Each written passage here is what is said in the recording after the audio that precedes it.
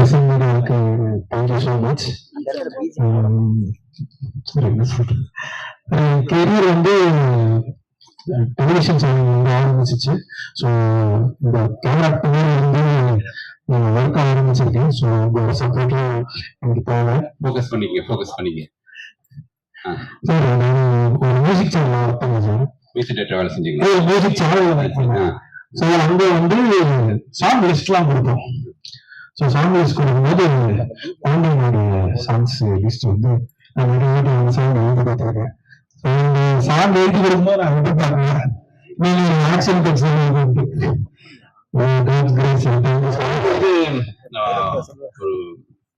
Assistant director, co director, writer, Joe படத்துல வந்து முக்கியமான ஒரு காமெடி பாத்திரம் பண்ணியிருப்பாரு. இந்த கதாபாத்திரத்துக்கு நான் நிறைய பேர்ட்ட கேட்டேன். ஏன்னா மொத்தமே ஒரு 3 days தான். பட் எல்லாருக்குமே வந்து ஒரு 2 days 3 days அப்படின்னாவே ரொம்ப யோசிப்பாங்க. அப்புறம் ஃபைனலா வேற வழியே இல்லாம நான் கவினை கூப்பிட்டேன். சரி ஓகே, சரி வா வர சொல்லுவோம், எப்படியாவது அந்த பையனை பேசிடுவோம் அப்படின்னு வர சொன்னேன். ஆனா அந்த ராசுகுட்டி கதாபாத்திரத்துக்கு வந்து அவ்வளவு பொருத்தமா இருந்தாரு. என்ன ஒரு நிமிஷம் பிரமிக்க வச்சுட்டாரு. என்னன்னா இந்த பையனுக்கு இவ்வளவு அண்டர் எஸ்டிமேட் போட்டோமே அப்படிங்கிற அளவுக்கு எவ்வளவு பெரிய டைலாக் இருந்தாலும் அவர் சொன்ன மாடுலேஷன், அவர் பண்ண பெர்ஃபார்மன்ஸ் ரொம்ப பிரமாதமா இருந்துச்சு. நான் ஃபர்ஸ்ட் டேவே சொன்னேன், பிரதர் அடுத்த வருஷம் டேட் ஃபுல்லா வந்து பிளாக் பண்ணிங்க. இந்த சூரியங்கிற காமெடி ஹீரோ வேற ஆயிட்டான். அந்த இடம் ஸ்பேஸ் வந்து கரெக்டா இருக்குது. கரெக்டா அந்த இடத்த நீங்க ஃபுல் பண்ணிடுவீங்க பிரதர். நான் சொல்றேன் கண்டிப்பா நடக்கும்னு. இப்போ சொல்றேன் இதே மேடையில கண்டிப்பா நடக்கும். சோ ரொம்ப அற்புதமான ஒரு ராசகுட்டிங்கிற கதாபாத்திரம். படத்துல யாருக்குமே இன்ட்ரோடக்ஷன் சாங் கிடையாது. இவருக்கு மட்டும் இன்ட்ரோடக்ஷனுக்கு செகண்ட் ஹாஃப் தான் வருவாரு. இன்ட்ரோடியூஸ் பண்ணும் போது ராசுகுட்டின்னு ஒரு ரேப் சாங் ஒன்று போட்டுதான் இன்ட்ரோடியூஸ் பண்ணியிருக்கேன். ஸோ இவரோட பேரா நடிச்ச அனுஸ்ரீ மேடை கூப்பிடுறோம். வா வா வா வா வா. எங்கெங்கயோ நம்மள பிரமிக்கிற விஷயங்கள் நடக்கும் அப்படின்னா நான் நிறைய புதுமுகங்கள் நடிக்க வச்சிருக்கேன். இவங்க நிறைய இவங்க என்ன பண்ணிருக்காங்க, என்ன நடிச்சாங்கன்னு தெரியாது. ஒரு ஆடிஷனுக்கு வந்தாங்க, ஆடிஷன் வீடியோ அனுப்பிச்சாங்க, ஓகே அப்படின்னு ஸ்பாட்டுக்கு வர சொல்லிட்டேன். எப்பவுமே எம்ஏல இருக்கக்கூடிய நம்பிக்கை தான் ஆர்டிஸ்டே செலக்ட் பண்ணுவேன், நியூ கமர்ஸ் எல்லாம். ஆனா இந்த பொண்ணு என்ன பிரமிக்க வச்சிருச்சு. என்னடா அவ்வளவு லென்த் டயலாக். ஏன்னா டயலாக் பேசுறது பெரிய விஷயம் கிடையாது. அந்த டயலாக் நடுவில் கரெக்டான ஸ்பாஸ் விட்டு அதோட ஸ்லாங், அதோட ரியாக்ஷன் வாங்கி அதை ரிப்ளை பண்றதுக்குள்ள என்ன ஆச்சரியப்படுத்தினது வந்து ஆனஸ்ட்லி. அப்புறம் வந்து நிவேதா நடிக்குவாங்க. வீடியோ எடுத்துட்டீங்களா?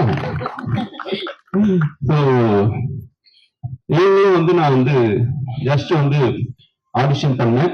பட் இவங்க ஸ்டார் திரைப்படத்துல வந்து ஹீரோ சிஸ்டரா பண்ணிருப்பாங்க.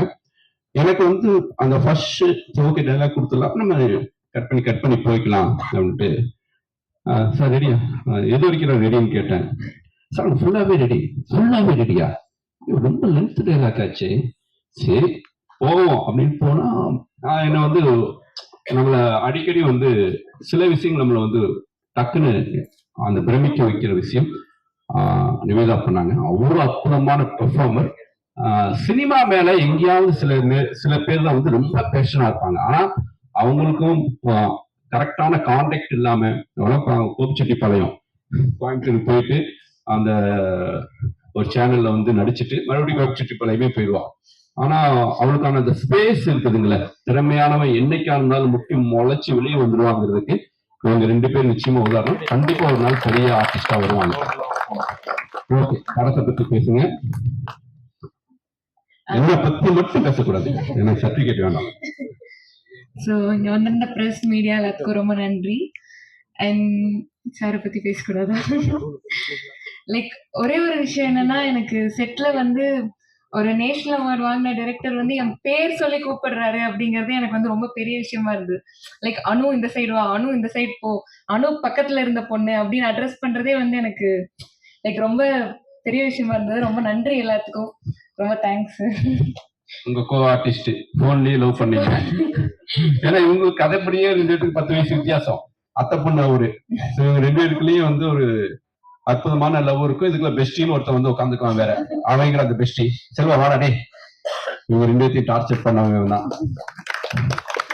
தெரியாது, படம் ஃபுல்லா டைலாக்கே இருக்காது, ஏதோ ஒரு சின்ன கேரக்டர்னு. ஆனா படம் ஃபுல்லா ஹீரோ பேர் ஆடியன்ஸ் நினைக்கிறானுங்களோ இவன் பேர் வந்து வினோத்ங்கிற கேரக்டர் அவ்வளவு ரிஜிஸ்ட் ஆயிரும். படம் ஃபுல்லா வினோத் அந்த மாடுலேஷன் சொல்லிக்காமீங்க.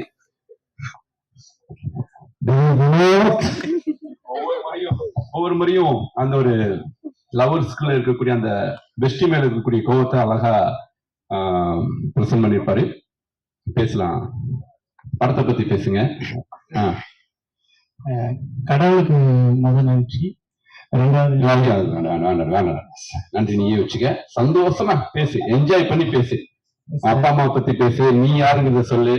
கேமரா இருக்கு, மேடையை பயன்படுத்திக்க. நான் கோயம்புத்தூர்ல இருக்கேன். என் பேர் செல்வா. சார் உங்களை பத்தி சொல்லுங்க சார். சுசி சாரை பத்தி சொல்லணும்னா அனு சொன்ன மாதிரிதான். ஃபர்ஸ்ட் மானிட்டர்ல உட்காந்து செல்வா கொஞ்சம் நேரம் உட்காருங்க அப்படி நடந்து உட்காருங்க அப்படிங்கும்போது எனக்கு எல்லாம் அப்படி வேலை உட்காந்துருக்கேன். என்னடா அது சார் நேஷனலோட டைரக்டர் நம்ம பேர் சொல்லி கூப்பிடுறாங்க அப்படின்னு சொல்லிட்டு சார் இப்போ நான் 6 மாதம் சார் உட்காந்து டக்குன்னு ஏற்று 3 பேர் சம்பந்தப்பட்ட 3 பேர் வர வேணாமா? உங்க படத்துல நான் வந்து உங்க படத்துக்கு டிக்கெட் கிடைக்கிறத பாக்குறதே எனக்கு பெரிய விஷயம். கண்டிப்பா படம் நீ நடிச்சிருக்க சார். கண்டிப்பா சார், கண்டிப்பா. கண்டிப்பா நேஷனல் அவார்டு கிடைக்கும், இந்த படத்துல கிடைக்காது. அவ்வளவு கதாபாத்திரம் அடுத்த படத்துல நான் தரேன். First of all thank you sir. நீங்க வந்து என்னை கூப்பிட்டு கதை சொன்னப்போ நான் வந்து யோசிச்சுட்டு இருந்தேன், ஃபர்ஸ்ட் செலக்ட் பண்ணுவாரா மாட்டாரா அப்படின்னு சொல்லிட்டு. அதுக்கப்புறம் வீட்டுக்கு போனதுக்கப்புறம் எனக்கு கொஞ்ச நாள் கழிச்சுதான் கால் வந்துச்சு, இந்த மாதிரி படத்துல நீங்க பண்றீங்க ஒரு கேரக்டர் அப்படின்னு. எனக்கு ரொம்ப சந்தோஷமா இருந்துச்சு. ஏன்னா என் ஃப்ரெண்டு சொல்லிதான், எப்படி சொல்றேன்னா, இவர் படம் பார்த்திருக்கேன், இது பண்ணியிருக்கேன், ஆனா இவரை பர்சனா ஆஃப் த ஸ்கிரீன் இவர் எப்படி இருப்பாரு அப்படின்னு என் ஃப்ரெண்டு சொல்லிதான் நான் கேள்விப்பட்டிருக்கேன். So no sir. இல்ல சார், நிஜமாலுமே அது ஜஸ்ட் ஃப்ரெண்ட் தான். ஆக்சுவலி அவங்க வந்து சினிமால ரொம்ப பேஷன் இருக்கிற ஆளு. அவங்க வந்துட்டு ஒரு டைரக்டரும் அவங்கள பத்தி வந்துட்டு ஆன் த ஸ்கிரீன் இல்லாம ஆஃப் த ஸ்கிரீனும் தெரியும். என்ன சொன்னாங்க எனக்கே தெரியாது, சொல்லுங்க பார்க்கலாம். நான் உங்க கூட தனியா சொல்றேன். ஃபர்ஸ்ட் உங்களுக்கு தேங்க்யூ சார் என்ன செலக்ட் பண்ணிருக்கேன். செகண்ட் வந்துட்டு என்னோட கோ ஆர்டிஸ்ட் நிறைய பேர், ஜேபி சார் ஆகட்டும், வினோதினி மேம் ஆகட்டும், ஜெகவீர் ஆகட்டும், மீனாட்சி கோவிந்தராஜன் ஆகட்டும், அவங்க கூட பண்றப்ப அவங்க பெரிய ஆர்டிஸ்ட், அவங்க வந்து ஒரு இடத்துல இருக்காங்க, பொசிஷன்ல இருக்காங்க. ஆனா ஜெகவீர் மீனாட்சில பெரிய ஆர்டிஸ்ட் உனக்கு சார் அப்படி பார்த்தா அவங்க இதா பார்த்தா படத்துல சொல்றேன் சார், பெரிய கேரக்டர். அப்படி பாக்குறப்ப அவங்க வந்து ரொம்ப கம்ஃபர்டபுளா வச்சிருந்தாங்க என்ன. நான் வந்து இப்படி ஒருத்தவங்க கூட பண்றேன் அப்படிங்கிற மாதிரி இல்லாம ரொம்ப கேஷுவலா கம்ஃபர்டபுளா அந்த கெமிஸ்ட்ரி ஒர்க் ஆகுற மாதிரி இருந்துச்சு. லாஸ்ட் சீன் வந்துட்டு வினோதினி மேம் கூடலாம் கடைசி சீன்ல வந்துட்டு அவங்க வந்து அந்த எக்ஸ்பிரஷன்ஸ் எல்லாம் கொடுக்குறப்ப நான் என்ன அறியாம நான் உள்ள போயிட்டேன். நான் வந்து அதை போனதுக்கு அப்புறம் நான் வீட்டுல சொல்லிட்டு இருந்தேன், தேங்க்யூ மேம்.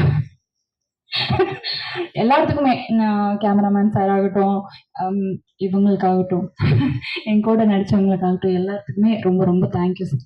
எனக்கு கம்ஃபர்டபுளா வச்சிருக்கு. முக்கியமா